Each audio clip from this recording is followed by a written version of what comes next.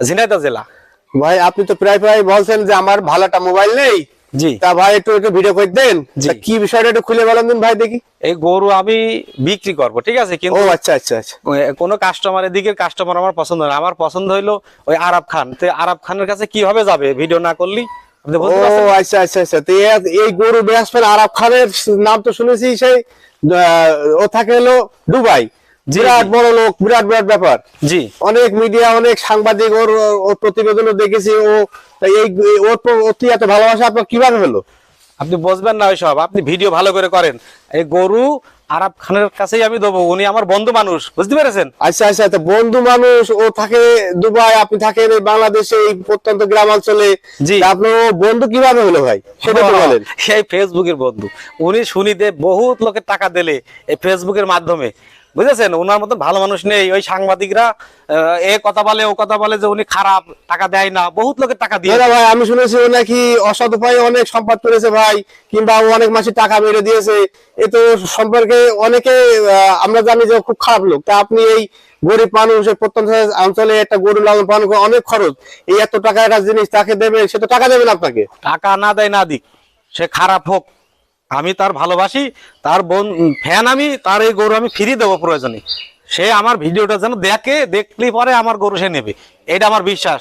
তা আপনারা যতই বাজে কথা বলেন, আমি তার গরু তার কাছেই বেচবো, আর তাছাড়া কোনো কাস্টমারের কাছে আমি গরু বেচবো না। ভালো করে একটু গরুটা ভিডিও করে আমার আচ্ছা গরুটা দেখানোর আচ্ছা আচ্ছা দরকার। ভাই, এই গরুটা তো লালন পালন করছেন কত বছর, এবং এই গরুটা আপনার কিভাবে আর কি আপনার কাছে এসেছে একটু যদি ভাই বলতেন। এই গরু আজ 3 বছর আমার ঘরে, 3 বছর এই ঘরে, আমার ঘরে জন্মগ্রহণ করেছে। 3 বছর আমি শুধু ঘাস ফল খাইয়ে মানুষ করেছি। তো এই গরুটা আমি যখন আরাব খানের যখন আমি ভিডিও দেখি বিভিন্ন ওনার ভক্ত হয়ে গেছি, তো ওনারই এই গরুটা দেবো আমি, আদার্স আর কারোর কাছে এই গরু বেচবো না।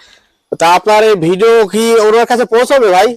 দেখ আপনারা এই জন্যই তো বলছি ফেসবুকে দিতি, তা না তো আমি তো তার ফোনে এখন পাইনি, এই ভিডিও মোবাইলই তার ইয়া আছে, ফ্রেন্ড আছে।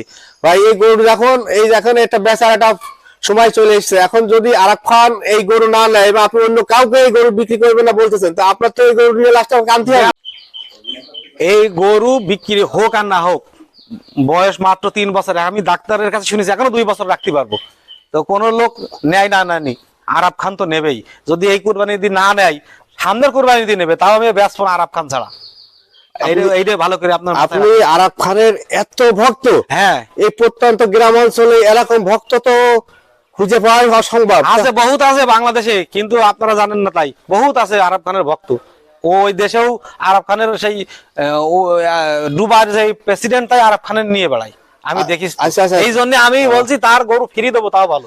আমি আর কারোর কাছে আচ্ছা, গরু তা বেচবো না। এখন আরব খানের কাছে গরু বিক্রি করবেন, তা কোনো দাম কিংবা কোনো এরকম কিছু আছে নাকি? না, দামের এই বিষয় সে তার সাথে হবে। আমি ফেসবুকে আমি বলবো আপনাদের সাথে, আপনারা সবাই শুনে ফেলবেন। তা আপনি যার গরু ফিরিয়ে দিতে পারি। তার গরু ফিরিয়ে দিতে পারেন, তাই তো? হ্যাঁ, হ্যাঁ, হ্যাঁ, এটা হলো ভালোবাসা। হ্যাঁ, তবে ভাই আমি এই ভিডিওর মাধ্যমে বলি, আরব ভাই আপনি যদি আমার ভিডিও এক নজর দেখেন, আপনি আমার গরু যদি নাও নেন, আমার সাথে একটু কথা বলবেন, এইটা আমার শখ।